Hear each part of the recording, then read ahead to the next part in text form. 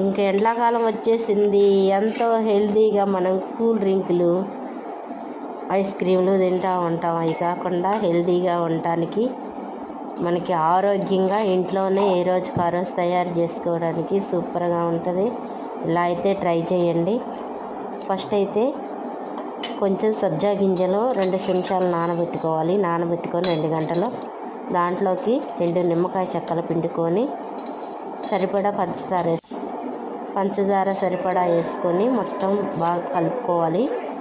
కలుపుకొని మనకి అందుబాటులో ఉంటే సోడాతో పాటు కొంచెం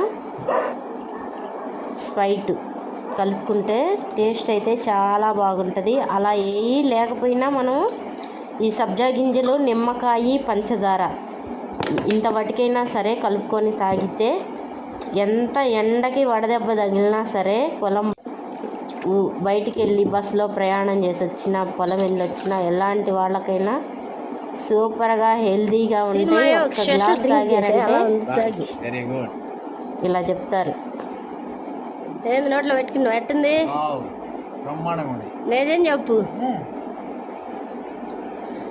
మరి అబ్బో నేను పోయినా, మా ఆయన కోసం చేశా. సరే అట్లా పోయి. మా బావకి నేనైతే ఎండకి వెళ్ళొచ్చి నాకు ఇచ్చాను. సూపర్ ఎనర్జీతో ఎంజాయ్గా తాగాడు. మీరు కూడా ట్రై చేయండి. వీడియో కనుక నచ్చితే లైక్ చేయండి. లైక్ చేయటం మర్చిపోకండి. Okay friends.